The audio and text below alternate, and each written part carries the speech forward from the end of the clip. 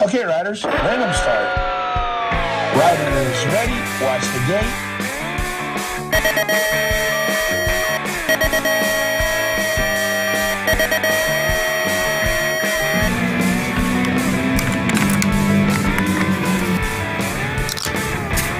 Riders ready, watch the gate.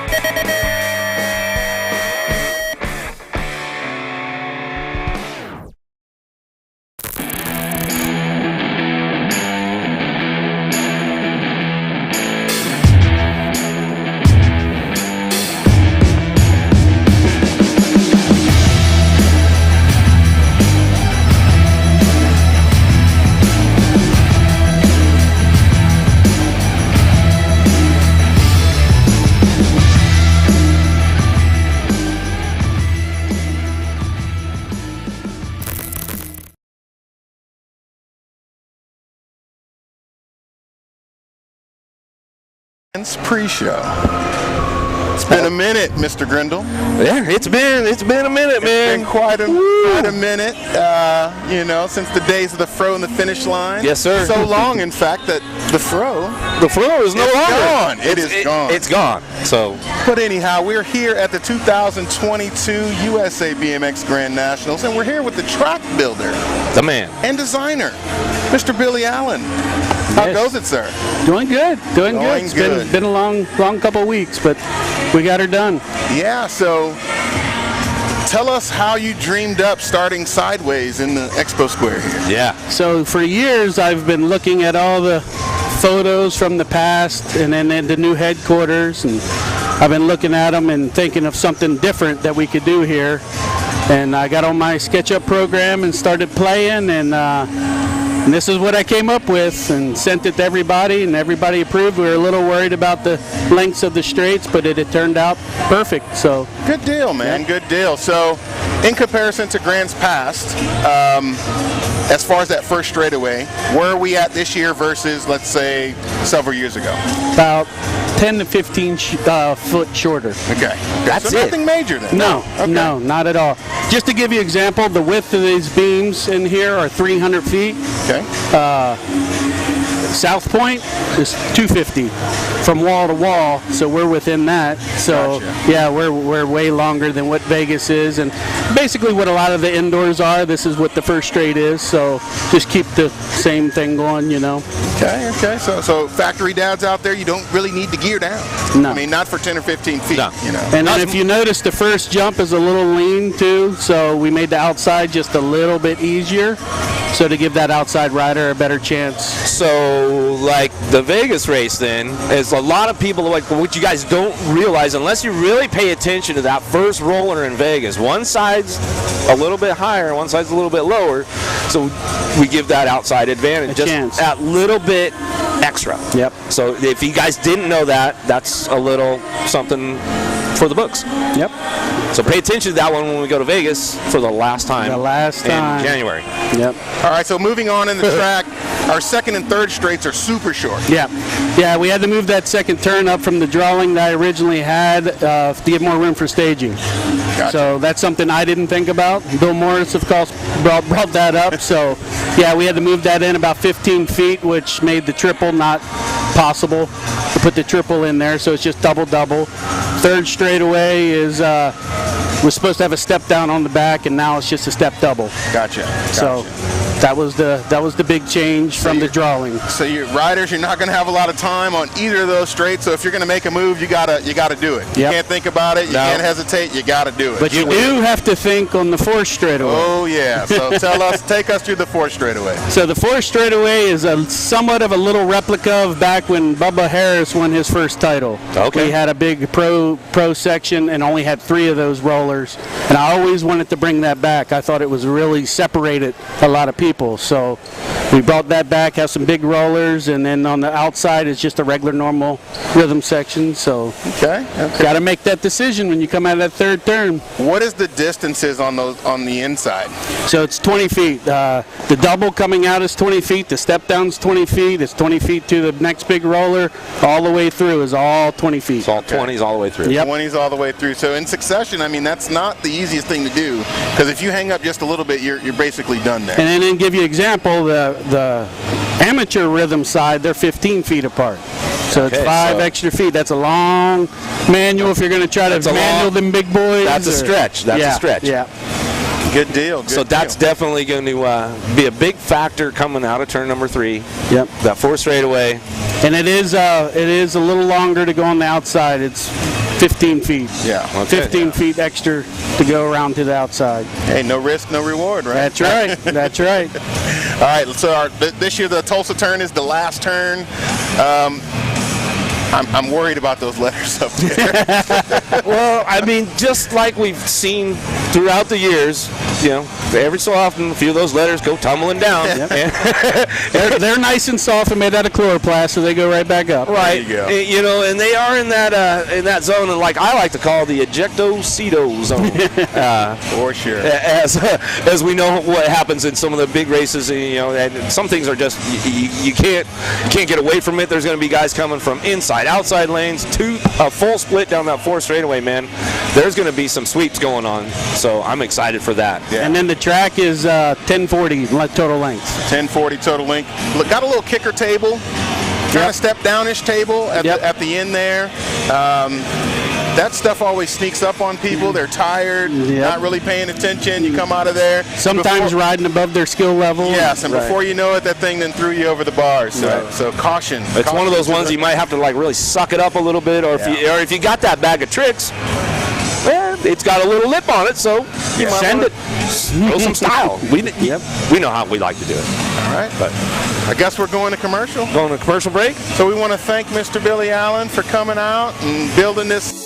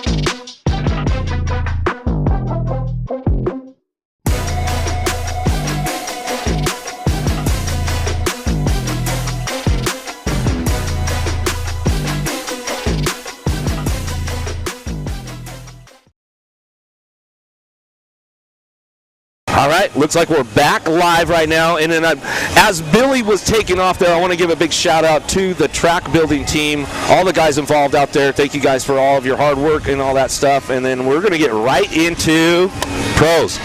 So we've got some of the top dogs coming up on stage right now. I've got Josh McLean in the house. First of all, we're at the Grands. Second of all, leading up to it, what kind of regimen have you got going on? How are you feeling? What do we got going on, Josh? Nothing much different. It's been basically the same, treating it like any other race. It's quite nice having both my parents here this year. So last year my dad came as well last year, and he had a quick short trip with COVID and that, but Mum decided to make the big journey from Australia to kind of come over, so it's nice having them here this year. Nice. Cool. So you come in a long line of successful Australians, right? Over the years, Wade Boots, Warwick Stevenson, Sam Willoughby, Kalen Young. When you were a kid in Australia and you were watching your countrymen come over here and win the USA BMX Championship, was there one of them that really stood out to you and inspired you to want to do this? I'd probably say Sam would be the biggest one that we've seen a lot, just because he was also really big back home. A lot of people always, looked up to him a lot. The other one I always used to like watching was Kalen Young. I kind of liked his from me, what I thought anyways, his kind of attitude towards racing and not really caring much. He just kind of did his own thing and didn't really care about anything. Love some KY. Yeah. So, what do you think it is that Australia seems to always produce such great riders? What do you think it is? Is it something in the water down under? I don't think so. There's anything really special. There's just, we got a little small group. A lot of us do normally ride together a lot back at home, so a lot of us are, you know, we got like Queensland and that, but we have a lot of races that we all go together. Right, so. right.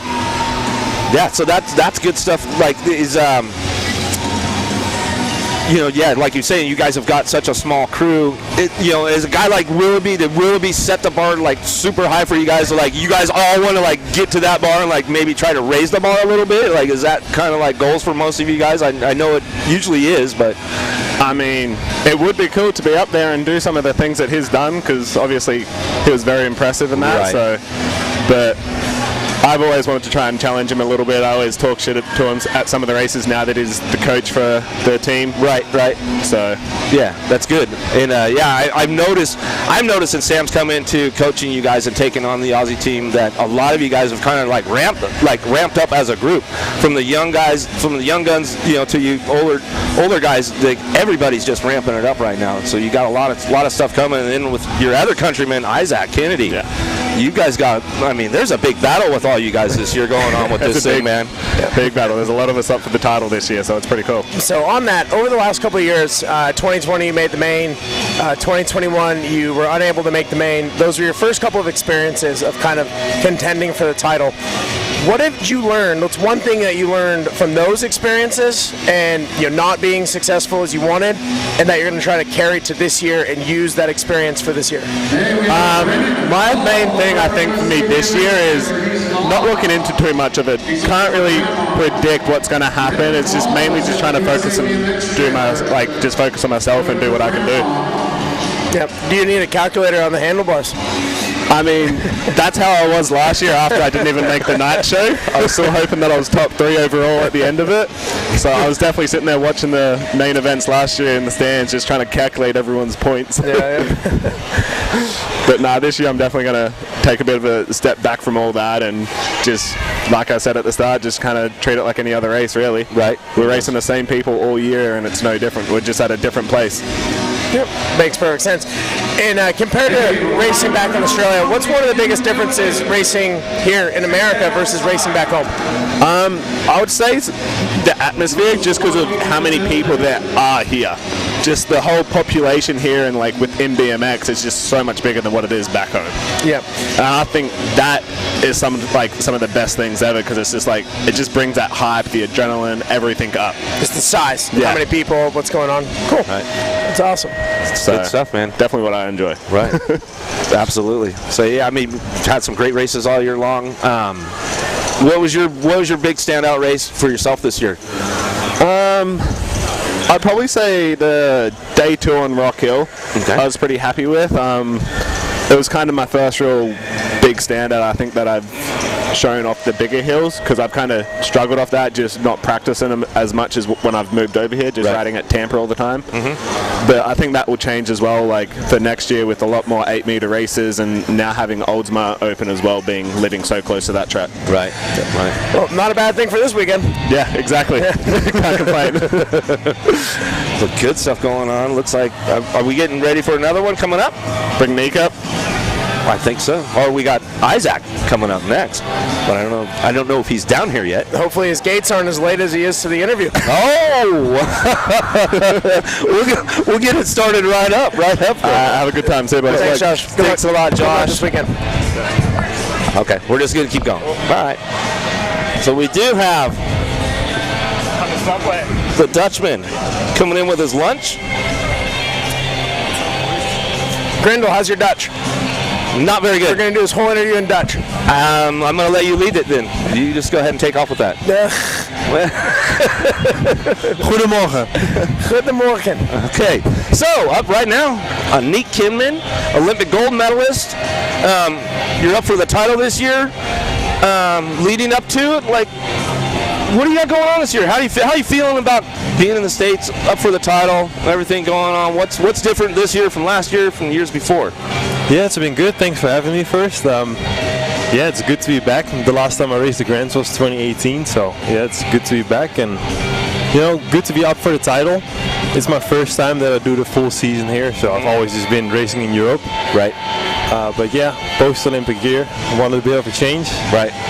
So it's been a lot of traveling, going back and forth, but yeah, we're in third, so we'll see what we can do. Right. So, Nick, you're one of the few riders who has competed for every championship in the world. World Cup, World Championships, Olympics, European, not everything, right? But this is your first time competing for this championship. What's different about this one than the other ones? I think, first of all, this is I'd say the last prestigious title left in the sport that's not of a Supercross hill, so that makes it different. And I think the whole point system here, like for example, like most big races are one-day races, like the World Olympics is just a one-day race, where you have the World Cup overall, where every round counts, so it's about consistency, where USA BMX, because you have 21 nationals until the Grands, but only the best 8 scores count, so it's better to be inconsistent but get wins than get fourths all year long. So I think, yeah, like for me going into the Rock tomorrow, if it's not a top 2, then it's basically a waste of time, so that's what makes this race so different than any other race. Right. Interesting. And so being a 3-main format at the Grands, does that change your strategy at all? The last time I've done a 3-main race was 2018. And thanks for not sending me over the second turn. Yeah, that was nice. You're a nice guy back there. Yeah, I think it's going to be different. I think especially with this first straight being pretty short, I think will be extremely tough for anyone to get 3 wins, because I think the first straight's too short to come over from an outside lane. Hey, you heard it from Mr. Lane 8 himself. Yeah, if I'm in lane 8 here, it's probably not by choice. Not by choice. It's somebody's going to put you in there. Okay. Yeah, I think it's going to be consistency. I think the first 3 corners are going to make for some carnage, because the straights are pretty short, with like mathematically having 7 guys up for the title. Yeah, like I'm in it, which is exciting, but I think if I was a spectator this year, I'd be on the edge of my seat. Oh yeah. I feel, you know, I'm gonna be honest, Nick. I'm excited to sit there with some popcorn and watch this. Yeah, I was joking about it. I'm like, it's too bad I'm up for it, because I think this is gonna be a good one to watch. That's exciting. That's exciting. Amazing. So one other question for you, Nick. I caught up with you last month in Las Vegas. You were training on some of my home tracks. Obviously, you crush it off a Supercross hill. Back in Holland, I don't even know if you guys have hills as small as this. They're hard to find. Yeah. What have you had to change on your gate and on your first straight to try to be better on the small hill? I think I didn't change that much. I think I just trained off a flat hill, which, like, I live so close to Papendal, I just ride Supercross all the time. Right. But Bakersfield was a bit of a reality check. I did make the main both days.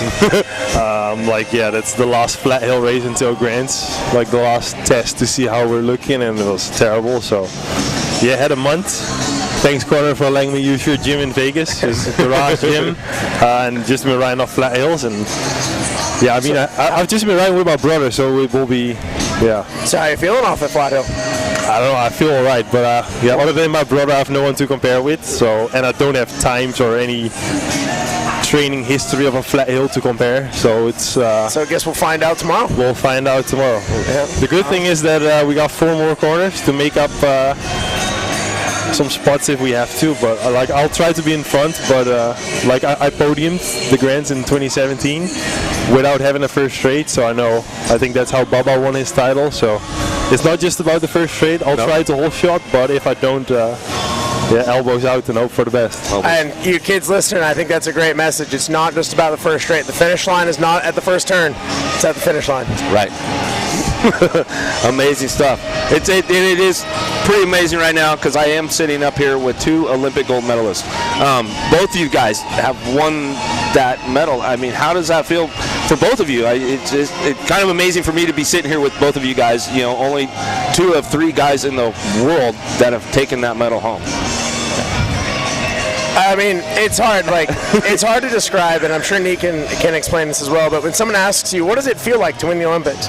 It's not such an answer that's easy. Like, oh, it feels good. Like, right? It's your whole life, something you dream of. You lay in bed at night for 10 years dreaming of that moment. Right. And so when it happens, it's every happy feeling you've ever had times 100. Sure. Right.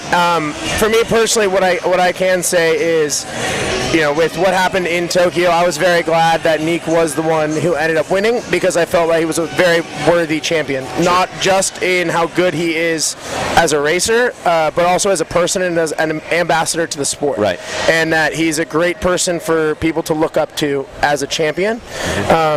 So, obviously I would have liked it to have been me, but if it wasn't me, I am glad that it was Nick. Right. Awesome. He's making me shy.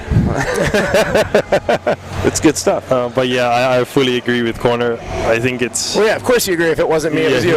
Oh no, I mean with the feeling part. Like it's such a surreal feeling. Like you dream about it and you know it's a possibility, but you also know you probably have 2, maybe 3 chances in your whole career. Right. That when it happens, it's just a surreal feeling, and you probably check for like 20 times in the next 2 minutes if it actually happened. Right, and then obviously, there was a little drama with you leading into the race with the, running into one of the officials, as he was crossing the track. It was just an accident that happened, but nevertheless, how much more pressure did that put on you as far as like trying to, keep going through the weekend or keep going through the day and trying to make it into the main event? On one side, it adds stress because you have more stuff to worry about, like sure. Am I going to be able to line up? But on the other hand, it also takes a bit of pressure away because you're so focused on even getting to the start line that you kind of forget about the whole pressure of the race. So. Okay. There's pros and cons. Yeah, sometimes like if you're a little bit sick or if you have a small injury, it can actually make it easier because you're not thinking about the race or thinking about what you have to do. You're just trying to get to the finish line. Okay. You're just trying to finish. Sure. And so in a weird way, it can make it easier. Not that I recommend doing it on purpose. Right.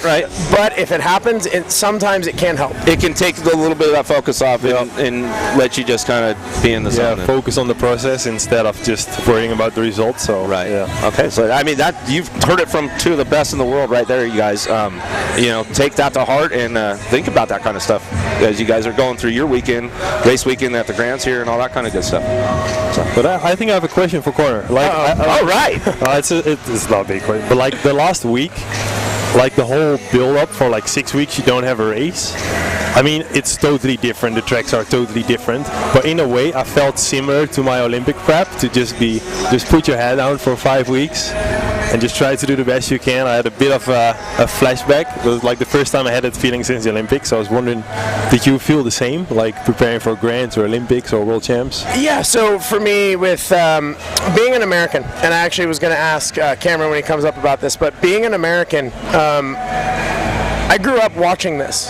From the time I was 8 years old, I watched pros stand on the stage and win the championship. And it was before the Olympics was even a thing. Mm-hmm. And so as a kid, your goal is to win the USA BMX. At the time, it was ABA #1 pro, and that's the #1 goal. And then I got a little bit older and BMX became an Olympic sport, and then that became the #1 goal, but the #2 goal was always to win this. And as an American, this race always was the biggest race of the year. So growing up, when I was 14, 15, 16, it was me and Corbin and Tori going for NAG 1. And how you did on Sunday night here determined if you were going to be happy for the next month. Right? So it's always been like that with this race. So yes, to answer your question, I would say I always took the month of November, it was time to lock in. Like it was time to get ready. The Euros are usually on vacation. It's off season in November for them. Yeah, someone planned the big race in my holiday. Yeah, exactly. So I'm on Instagram and they're all in Ibiza on vacation, and I'm in full Grands prep mode. But yeah, it's definitely fun. And I always liked with this one. One of my favorite things about this race was that it was a neutral track. Right, and the Olympics is neutral as well. But I'm going to be honest, Nick, it wasn't fun coming to Papendal. Because we all knew that the Dutchies were going to be flying because you live 10 minutes from there. Sure. And, I got to benefit when we raced in Chula Vista, and it goes around. Yeah. But it's definitely a different ball game when you're having just to catch up to feeling comfortable on the track. Sure. Whereas Nick knows every inch of Papendal. Right. Right. But here, everybody has the exact same amount of time. Right. The exact same track. Yep. And everybody's starting from the same point, which is a rare thing now, but I think it's really fun. It is. But looks like, I think I'm getting the signal from Brooke over there. And so we've got, Mr. Cameron Wood coming up next. So we'll bid adieu to Mr. Kimman here. For having me. Thanks for coming up. Thanks for coming up, Nick. And we'll bring our next guy right now. What's going on? What's going on, Cam? There we go. That's All much right. better. Cam Wood. How you doing, my man? Good. All right, guys. So, next guy up, another guy up for the title this year, our good friend, Mr. Cameron Wood. All right, Cam. So, what have you been doing leading up to Grands coming in, and how's everything going? It's a good Grands prep. The last one was Bakersfield. Headed back home and pretty much got on the grind. Got myself in a situation, a good opportunity. Tried to make the most of it. There's a few bumps in the road in the prep, but we're here, we're healthy, and excited, ready to go. That's good. Awesome. Good to hear. So, Cam, we were just talking to Nick a little bit about it, and as the only other American that we've interviewed today, growing up, coming to the Grands was always the biggest race, right? When you're a kid, it's the weekend of the year. And growing up, even before BMX was in the Olympics, this was the pinnacle. Growing up, you wanted to be the #1 USA BMX pro. So, what does this weekend mean to you as an American, and what is it like as one of the only Americans who's competing for this title? What does it mean to you? It's special. Like you said, it's always kind of on the top of your mind as a kid. Like that's the dream, and that's the position that you want to be in. I'm living it right now, so it is special, and it's something. At the end of the day, leading up to the race, I had to remind myself. I'm like, no matter what the points look like, I'm still in a situation that I dreamed of as a kid. Like you said, it's special, and it means a lot to be in this position. Yeah. So it's funny how it changes too.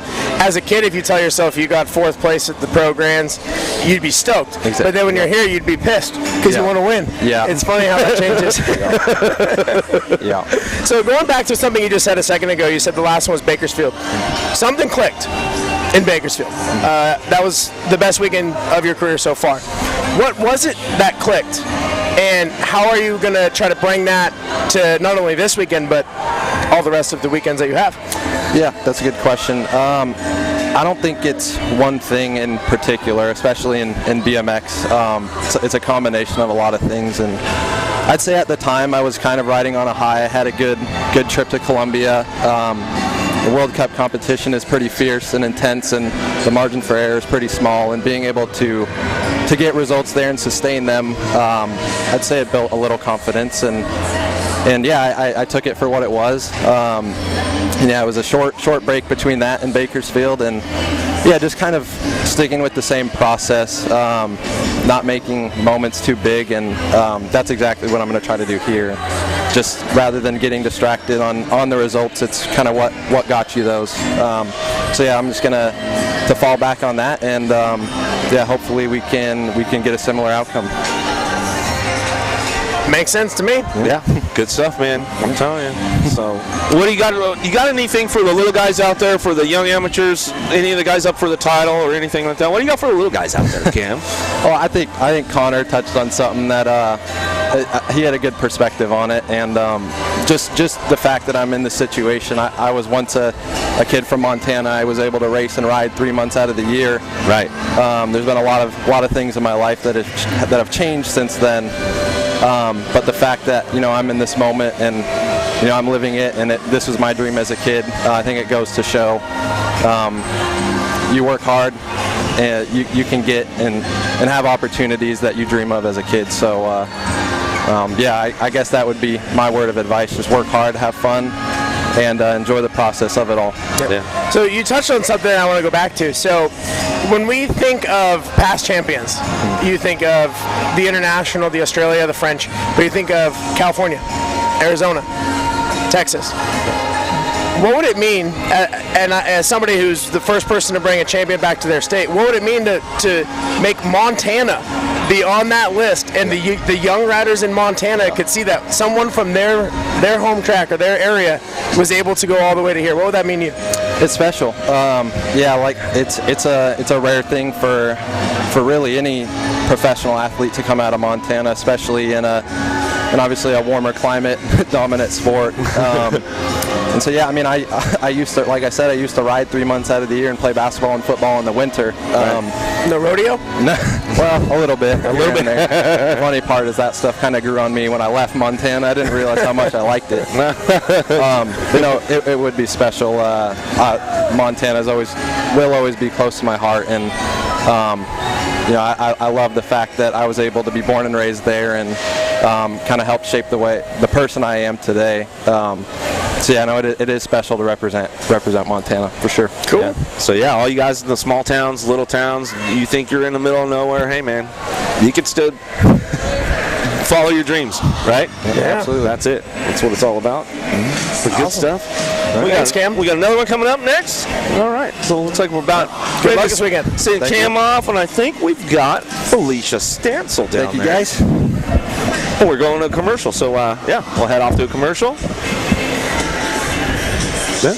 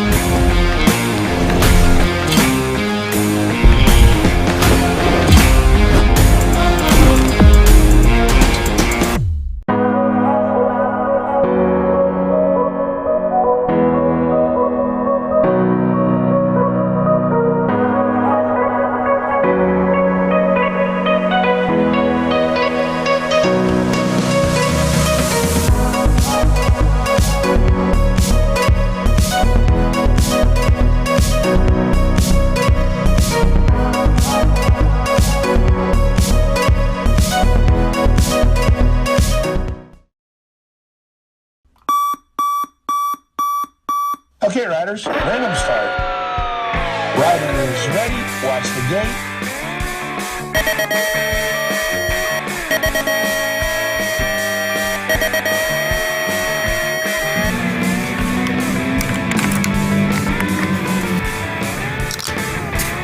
Riders ready, watch the gate.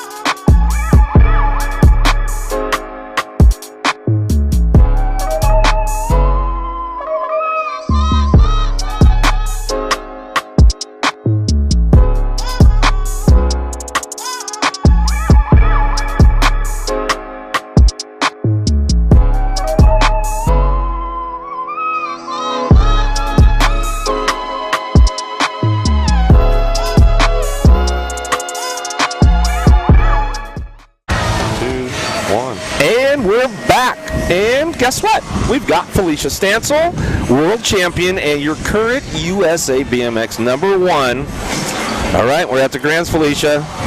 What's the training regimen been like leading up to, and what have we been doing getting ready to get here? So it's been over 4 weeks since the last race, so it was nice to have a solid training block before this race. It's like the season is so hectic sometimes, so it was really nice just to sit down and actually have a good block and build up the speed again. So I was really excited about that, and the Grands is always so special every single year. My first time here was 21 years ago, so wow. It always is very special, and it's so nice to be at a race where like so many people know you. All the international races, like not as many people know you, so just being like in the U.S. for a big race is always exciting. So, Felicia, you have a big #1 on your plate. You are the USA BMX champion. But if my memory serves correct, have you ever won the Grands as a pro? I have not. So, that's what I thought. So, what would it mean just to win the Grands? That is a goal I definitely want to accomplish one day. The past 2 years. One day? How about Saturday, Friday? Yes. I do hope. I do. I'm with you, Connor. There is a chance it could happen this weekend, so I am looking forward to that opportunity. But the past 2 years, I've won 4 out of the past 6 main events. But I got second at the actual Grands race the past 2 years. Second to Elise 2 years ago. Second to Delaney last year. Right. So I definitely do want to win the Grands race one day. So with you saying that, you've won 4 out of the 6 mains, but you haven't been able to clinch the overall in the day. What are you going to change with your strategy, or are you going to change anything this year to try to finish it off and get across that line and be the overall day winner? I think I just need to try my hardest for all 3 main events. I think I could be nice sometimes, so I definitely need to. I'm not saying I don't want to be mean, but I need to hold myself to like where I need to hold my lines more stronger. So definitely will hold my line stronger in all 3 main events, hopefully. All right. So switching gears a little bit over to the point situation for you. So I sat down, I did the math, I looked at the point situation. So you do mathematically have a chance, but you need a lot of help. So is that something that you're thinking about, or are you just going to go race, and if it works out, it works out, and you're not thinking about it? Or what's your approach to the actual point situation? Yeah, so this year with my hip dislocation, my very first race of the year was May, so I was not in the point situation that I want to be this year at Grands, but anything can happen. But yeah, I think I just have to take it a day at a time, see how the rock goes. I did have a good block the past month, so we'll see how tomorrow goes, and then reevaluate after that. All right, awesome. So, being one of the ladies, I'm always a fan of the Girls Club. What do you have for the little girls out there, the upcoming amateurs, the little ladies, their goals, the dreams? Like, what do you have for them? What do you got for them? Like advice? Yeah, some advice. Or if you have money, you can give them money. I mean, yeah, if advice, or you can give them some money. I know you've got a lot of amateur world titles under your belt as well. I'm thinking it's a pretty big number. Like 15, 16 of them, something like that. So what do you got for those little girls advice-wise, as far as following your dreams and trying to get to where you're at on your level right now?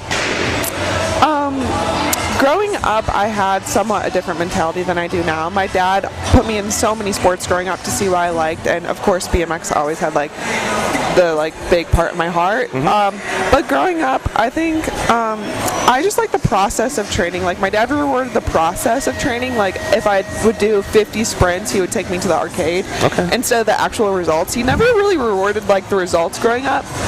He just rewarded the process. So, but at races, I try to have more fun and reward the process as it goes. Because we travel so much to so many different places in the country, in the world, and that's what I love about BMX is just hanging out with friends at the races. That's when you have fun. So have fun at the races and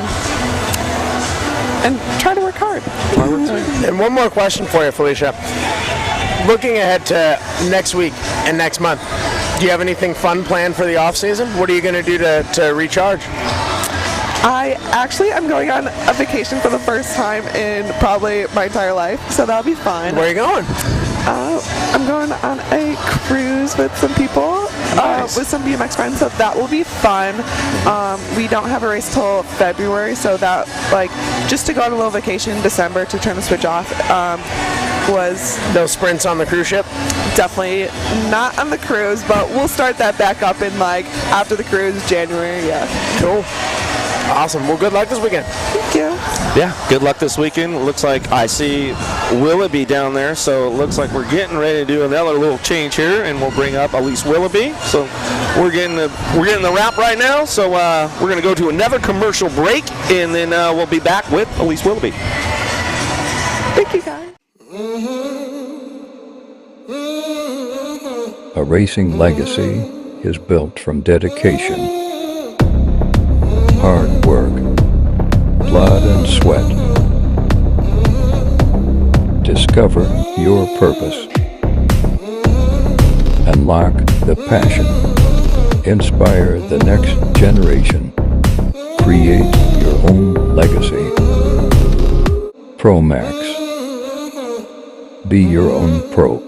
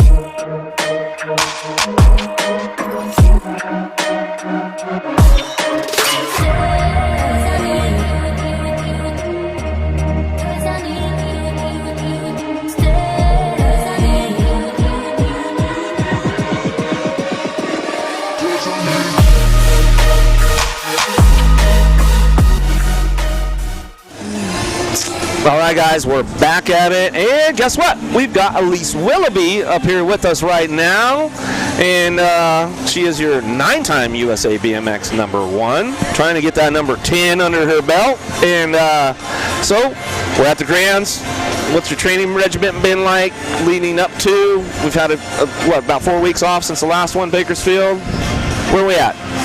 Yeah, it's good to be back. I always love this feeling. Go all year to come back into Tulsa at the end of the year. But yeah, it's been a bit hectic, to be honest, on my end. I wanted it to be a little bit calmer coming in as far as stationary. We had a lot of travel come up over the past month. But but it's still good. Like, I've been able to still do my thing. Unfortunately, my grandfather passed away just last week. And yeah, sorry to hear that. Yeah, and so I was back in Minnesota for a good week there, and they welcomed me very warmly with some snow, and I got back to my roots of training there. But yeah, I got to spend some time with family, and although unfortunate circumstances, that was nice, and yeah, made it work, and coming in, yeah, feeling good. My body's healed up a bit from some of those crashes that were, September, October timeline there. I was definitely feeling that still in Bakersfield when we were there. So, yeah, it feels good to be healthy and just going for another one and back in Tulsa. Right. Awesome. So, question for you. You mentioned you have 9 pro championships, right? And so, as I was looking at the points and I was kind of putting together the article about, what the situation was, I noticed it was 15 years ago that you won your first one. So, winning this weekend, what would it mean to you?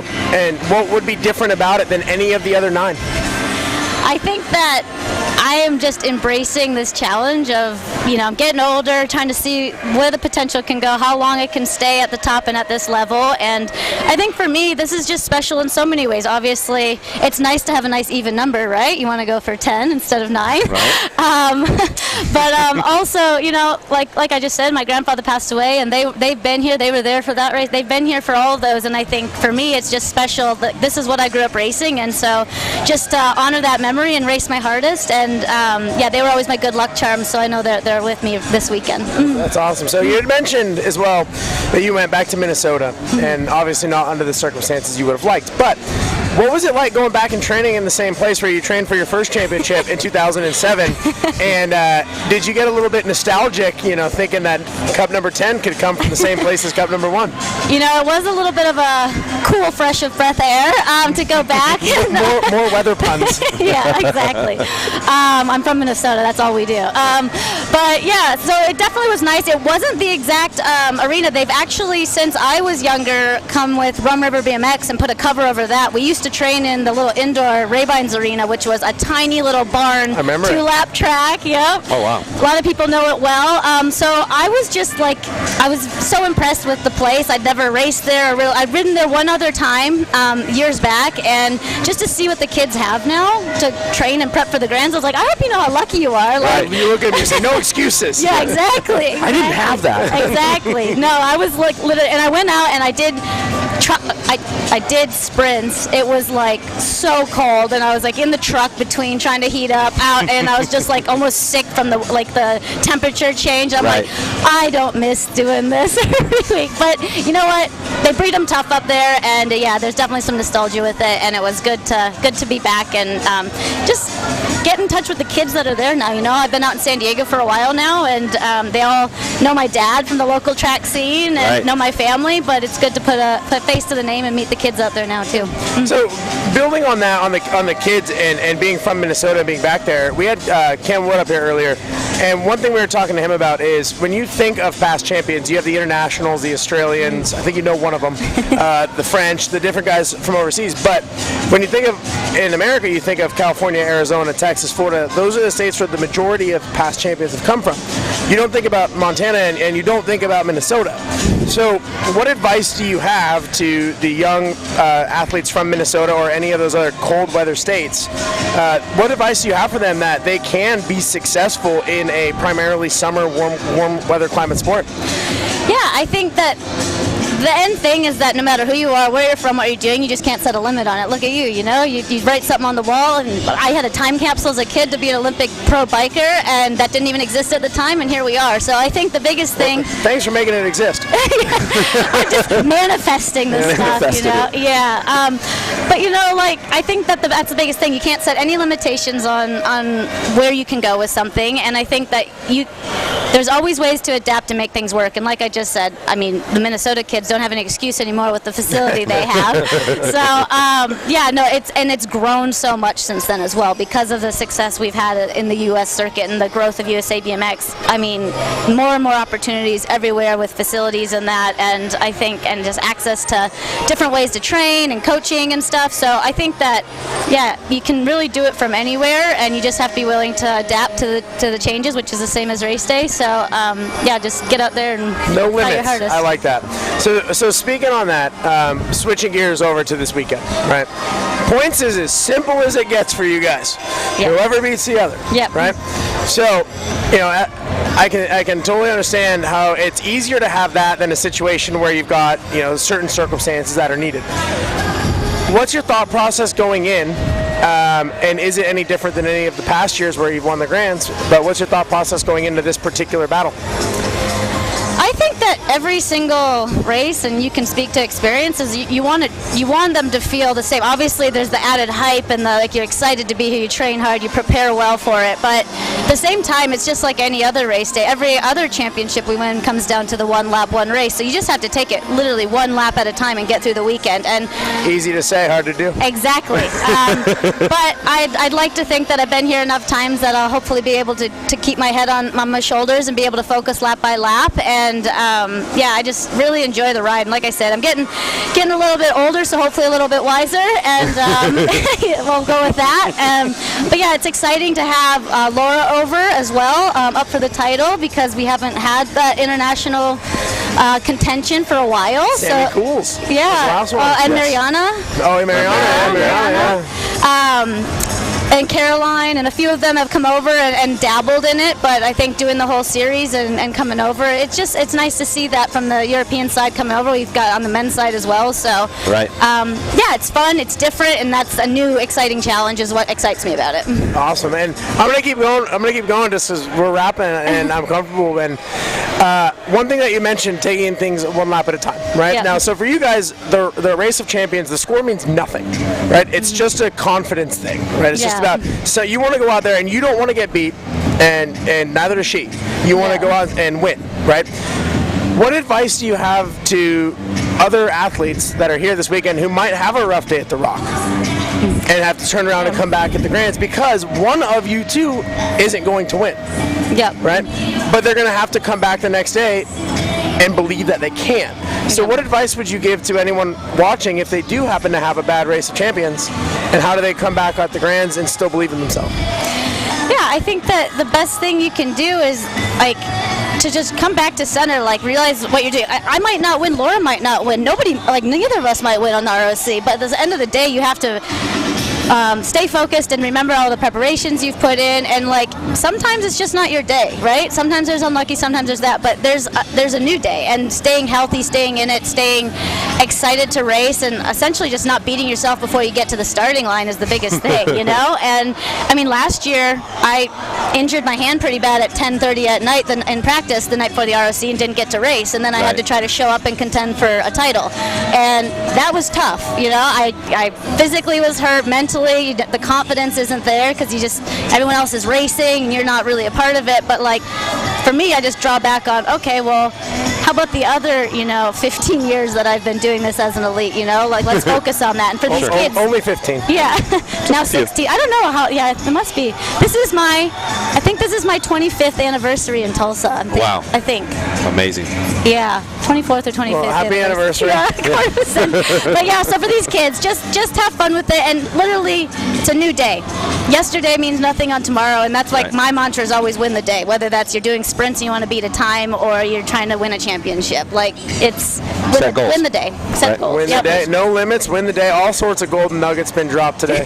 Right. Good stuff going on. All right. So it looks like we're about ready to go to another commercial break. So good having you, Elise Willoughby. Good luck this weekend, and we'll see how it all unfolds. Thank you. We certainly will. One day at a time.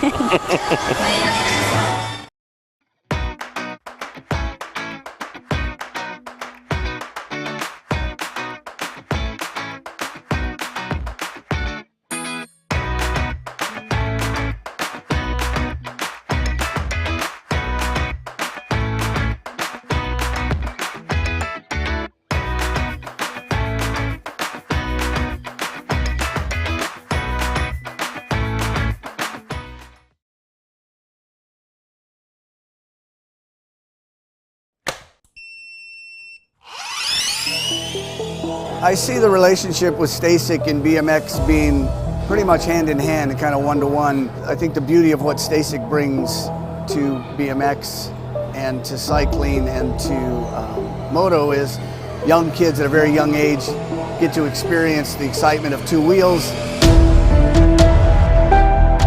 developing their skills with balance, control, throttle control, braking, and all these kind of things.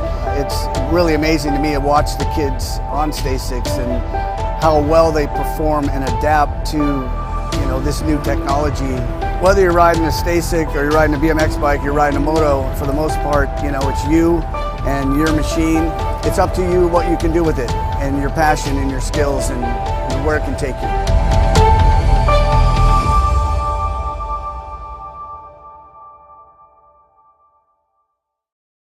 3, 2, 1, bang.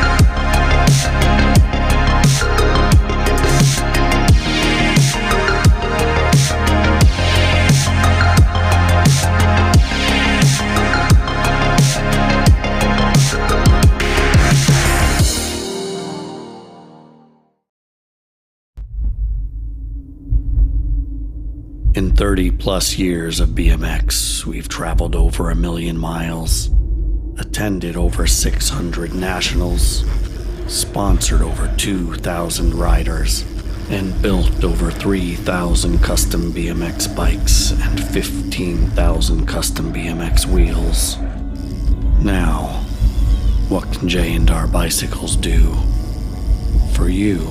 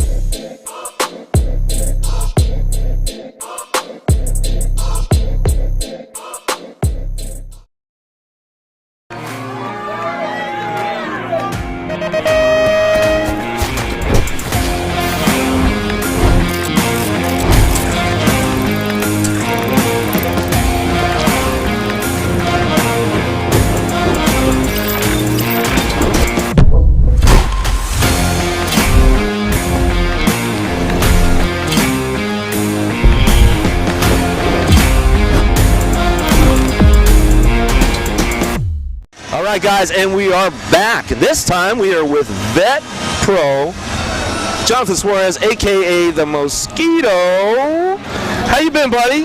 First off, I'm so happy to be back here again, another year.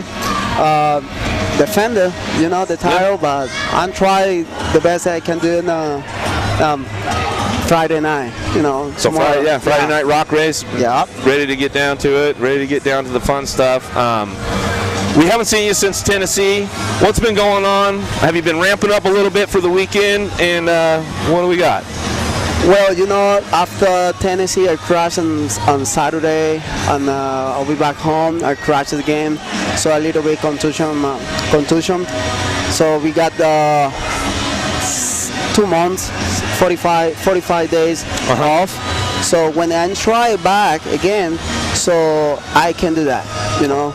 So I got a lot of head sessions in my brain. So and try again. I'll be back in a month and can't do that. So the doctor say, so you need to stay home probably for 3 months, 4 months. So and try stay with my family, you know, stay with my kids too. So and I'm very happy to stay with my family too. But so I'm back, you know. So I'm try again. So what? Yeah, good to have you back. So you're back 100% now. You're good to go? Yeah, I'm ready. Feeling good? You know, I'm feeling good. You know, I'm not in 2 weeks. I got 40 years old. So, but I enjoyed this. You know, I enjoyed this. You know? Right. So when you look at this track, and you have not ridden it yet, but when you're looking at it before you ride it, is there one part of the track that you think is going to be good for you? First straight. First straight? Yeah. Okay. I like it. Come on. I'm more old school than the first straight, flat hill, you know. So I think the first jump is he looked good. You know, 2 years ago, the first jump, you remember, the first jump is a little bit deep, you know, up and deep. So that's difficult for me. And well, right now I think the first straight is hall power, and I get the speed, and after the second turn, so well, does it look different, you know? The third straight too, the pro set and the amateur set, it looked good. So the track, people that ask me, what do you think of the track? You say, okay, this the track, you know? Yeah, I think that's a great thing to say, because so many people will say something. Some will love it, some won't like it, but it's the same for everybody. Yeah, that's the same for everybody. And I think a lot of people don't do a good job of understanding you can't change the track, but you can change your attitude. Yeah, 100%. You need 100% attitude and confidence too. You know, if you're ready for this, you have to get ready for any track around the world. Yep. You know. Yep. So, will you do anything different at the Grands, because it is 3 mains and not just the 1 main? Is there anything you change? I think it's the same, you know. So for me, 3 mains, 1 main. I think it's I don't change everything. I got 5-6 years in the road, you know. The Grand National. So I'm ready for this. You know, if you're training you 100%, your goals is this one. Is the This is the goal. Yeah. Yeah, this is the goals. So, being from Venezuela. Yeah. When you were a kid, did you see pictures of the Grands in magazines and videos of my dream? And it was your dream to come here? What was the first time you came here? My first time, 2001. 2001? Yeah, MBO, sorry. They're dead. Yeah, oh. But the 2001 and 2002, I got the title in A Pro and MBO. But I think this is the dream, you know. It's the dream for me, because every goals I did it. So I work 100%, well, 110% for that, you know. Yep. So I think look me in the banners down there, get the #1 last year. So he's motivated for the kids and in Venezuela. Yeah. So well, you know, we got the bronze medalists in Venezuela. And Stephanie Hernandez, yep. Yeah. And Yo Man is fast. Yeah. There's some fast riders from Venezuela. Yeah, I'm training German, but he broken arms in Bogota. So right now, I think it's the best for him the next year. So we'll try, I guess, if he qualify for 2024 for France, for Paris. So we try. So coaching is difficult, you know. So well, when you get a professional rider, you think I'm a rider. So you're thinking you get the best for that guy.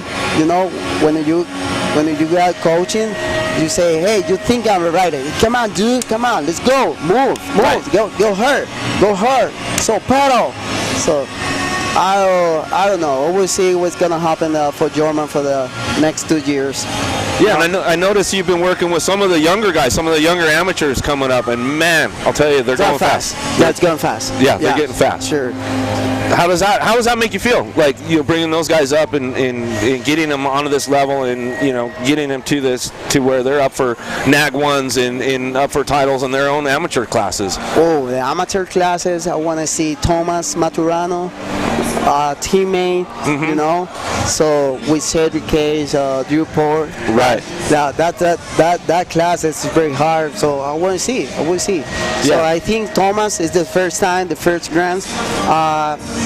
I want to talk with him, so you know, he's probably a little bit nervous for the big shows the night, Friday night. Right. So you can give him some good advice about what to do leading up and going into that. So yeah, very good. Yeah, I know. I've noticed him. You know, at the beginning of the season, as soon as he started riding, and I was like, man, there's got to be something going on. Who's this kid? And then, wait, who's his trainer? And then I found out you were the guy training him. And I'm like, well, that explains a lot, because the guy, came out of nowhere, and now he's just right at the top of the Thomas that he racing with me a long time ago. Okay. But he's the trainer, just I got Thomas. I call my buddy Shane for Alpha. Say, hey, I got one rider for you. So who's the guy? He's from Argentina. He's 15 years old. So he fast. He won a couple elite riders in Argentina. Hey, dude, he's fast in Argentina. He's different here. The first day on Friday in Rockstar, he say, I wanted that kid. So I wanted that kid. That's so fast. Okay, that's good. I got WA in the wars. So right now I will see Thomas on Friday night. So cool. Good stuff, man. That's the goals for the Alpha. All right. Well, it looks like I'm getting the wrap up from Brooke there, and I see Mr. Upshaw getting ready to come up. So my man. So I'm gonna send the mosquito out, and then we're gonna bring Upshaw in. So good to see everybody, and good luck this weekend. Thank you. Yeah, thanks. Bye.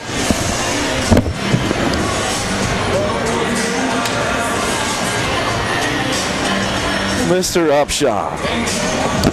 What's up, Dog? All right, next up, another Vet Pro. One up for the title this year. Woo! And it's your first time up for this title. So, training leading up to this, what's been going on? How have we been getting down? Oh, man, I think it's, for me these days, it's just trying to stay healthy. I went through the last couple of races with some semi-injuries, so everything's been good, man. We've been able to ride the bike quite a bit and just be injury-free. Getting a little older, things happen a little bit different these days. So, yeah, it's good. So, question for you, talking back on the title. So, you're in a scenario where you don't necessarily control your own destiny, right? You can win, win the race, but it comes down to what place Barry gets, right? So how do you approach that? Are you thinking about that, or do you just think, I'm going to go try to win the race and we'll see what happens? Yeah, I think there's some things I can't control, right? So I think for me, what I can control is just winning the race. We have opportunity tomorrow to get another score on the board. It'll replace a few points that I have already, put us a little closer to the title, and then if we can seal the deal Friday night, I think that's all I can do. Right? Yeah, that makes sense. And when you say us, are you referring to your family, which is about to grow? 100%. Yes, sir. Yeah, a lot of what I do for racing, I enjoy it myself, but also I do it for my girls. I think it's a way for me to be a good example on how to be a leader and just accomplish things you put and set in front of you. Yep, totally. So one other thing I wanted to ask you, Jeff, you currently live in Idaho, but you're from Ohio, from the Midwest. And being from Ohio, right, we don't think about champions coming from Ohio. I actually don't know if there's ever been a champion from Ohio in the USA BMX. You think about California, you think about Texas. What would it mean to be a kid from Ohio and to show these kids from not just Ohio but the whole area that you can go on and do great things? It means a lot. I think that's a lot of what drives me in my program that I run, Driven Cycling Academy, is just to show the kids. So being from Ohio and being able to come to where I am at this point in time is already a good chapter in the book for me, but being able to bring home a title will mean that much more. Just the follow through of the process. Yep. So I got another one for you. You are, in my personal opinion, one of the most skilled bike riders to ever grace the BMX track. Appreciate that. You've got some very long legs, and you have incredible manual skills. I'll never forget when you were 13, 14, 15 years old, you were pickup manualing things that the pros weren't pickup manualing. When you look at a track like this, do you look and try to find places where you can use that to your advantage? And if so, where on this track do you think you can? Yeah, for sure. I think pull manualing's been my riding style for years. I have a hard time switching that gear at the first jump to just pedaling through it versus trying to pick up for it. So, I definitely think forward with that mindset. I think for a track like this, this is very simple. There's not too many places that I'm going to have to break out that skill, but I do see one out of the first turn here that I'll definitely be taking advantage of. I can't wait to watch that. Wow, it'll be good. Good stuff right there. You've got a pretty big program, training a lot of amateurs. Your team, Driven Cycling Academy. What kind of advice do you have for kids coming up? Kids up for the title this year. I know you've got a couple of fast riders. I think they're up in the top ranks in those NAC points. What do you got for all those guys out there? I think a lot of it's just coming in with a plan. I think you got to stick to it. This is not a new game for anybody that's here for the most part. So just getting into the weekend with a plan of what it is you're after and making sure you're following those steps to it. I think that's the biggest thing that I could give out there. The rest of it's going to be fun. Right. What I mean? But it's going to be fun. You can't be mad at yourself if you put a plan together and did everything towards the actions that you want to have. So you're a great coach for these young riders and a leader, and you want to lead by example. So I'm going to put you on the spot. What's your plan? My plan is, we have practice today. We got about 50 minutes of practice, so we're going to dial the track in. I've had a hard time with my starts this season, just due to the lack of few things, but we've made a change and adaptation for this race. So my goal is just to really iron out that first straightaway. I don't think I struggle with the rest of the track. So my plan in practice today, really just put the first straightaway together, set ourselves up for tomorrow's show. I want to be dominant this weekend. I think big word. I like that. It is. Yes. It is. I want to put a stamp on it for sure. Put the D on it. There's only been a few races this year that I went into the weekend with that mindset, and I think it proved me to raise the bar lap after lap. So I want to start this weekend out that way and end it that way. All right, so you're a good friend of mine. I've known you since we were kids, so I feel comfortable asking you this question. Third main event, you're sitting on 3 points. Mr. Nobles is sitting on 3 points. He's in the last turn. You're in second place. You could take the second and you get second in the championship, or you could put him on the ground to win. Yeah, I want the win. All right, I respect it. I mean, at the end of the day, we're out there to try to do it. I mean, You don't want to be crazy. You don't want to hurt anybody, but I'm a big believer that when you're in between those lines, 100%. You're there to win. For me, I think that being the winner, there's a big change, right? Being in second, it's kind of the same. So I'm going to take the chance. All right. I respect it. Part of me hopes that doesn't happen. Part of me wants to eat my popcorn because I'm not out there anymore. We do like excitement at the Grands. I mean, obviously it's the Grands. Anything can happen. We've seen so many crazy scenarios over the years. With the title being as tight as it is. It's going to be very interesting to see how the weekend unfolds, especially with Barry having that injury here recently. He's not going to race the Rock tomorrow, so that's definitely makes it allows you to try to change that score. It's like you're one saying. less person to battle. 100%. One less person to battle, so that might bump you up just a little bit more, and then tighten it up just that much more, and then man, it's really going to be a good show. Yeah, get your popcorn ready. Excited for the opportunity, guys. That's the thing for me. So I'm happy to be here. So I do have one more question for you. You've raced the Grands. I think this would be your fourth pro class. You raced Pro Cruiser. Yes. Which is no longer a class, but you raced Pro Cruiser, you raced A Pro, and you raced Double A Pro, which is now the Men Pro class. Now you're racing Vet Pro. So for your fourth class, is there any difference in the approach in Vet Pro that there was in any of the other pro classes? I really don't think so. You know, it's kind of funny. I raced my first Vet Pro race here last year, and I kind of stepped in, not doing as much, not paying too much to to my performance, and until I left here. I raced Houston in February, whatever it was, and I was light years off of where I thought I was going to be. So I don't think the approach is much different. You know, I think that you'd be lying to yourself if you got into the gate not saying you put in some time. Right. So I don't think it's any different. Not at all. Some good stuff. All right. Well, I guess we can keep going because I don't see anybody else down there.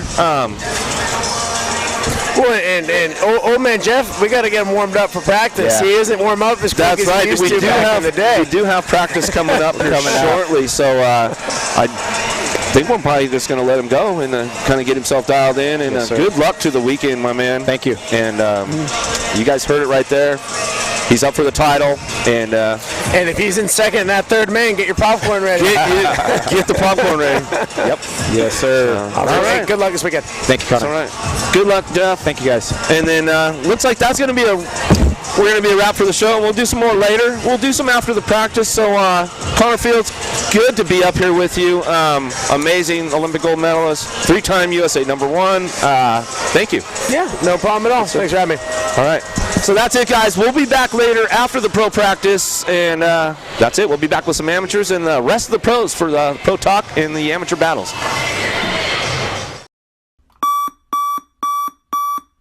Okay, riders, random start. Riders ready, watch the gate.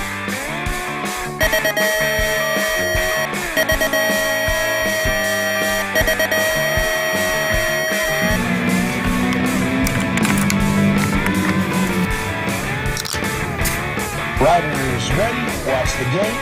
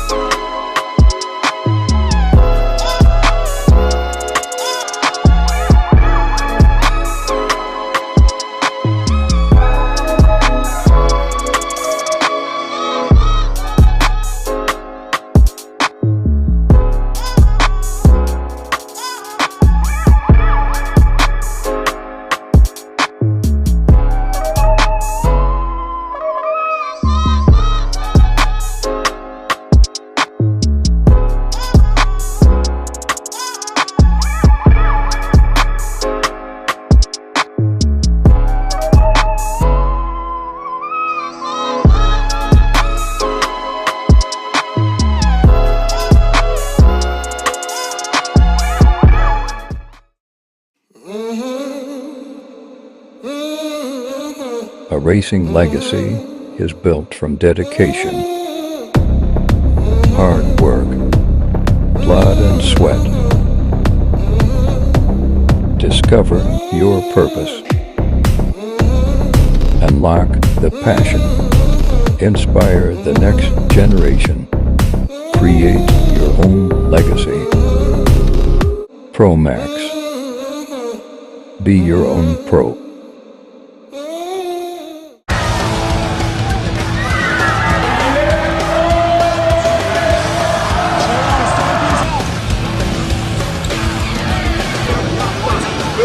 Bring him back.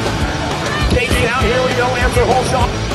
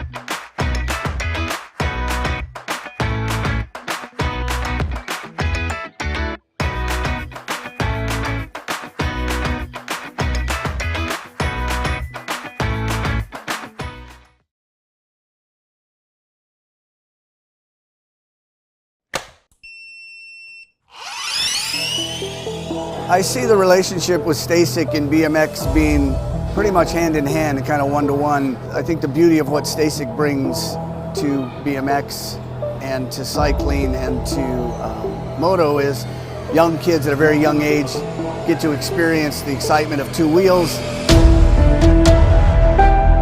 developing their skills with balance, control, throttle control, braking, and all these kind of things. It's really amazing to me to watch the kids on STACYCs and how well they perform and adapt to, this new technology. Whether you're riding a STACYC or you're riding a BMX bike, you're riding a moto, for the most part, it's you and your machine. It's up to you what you can do with it and your passion and your skills and where it can take you.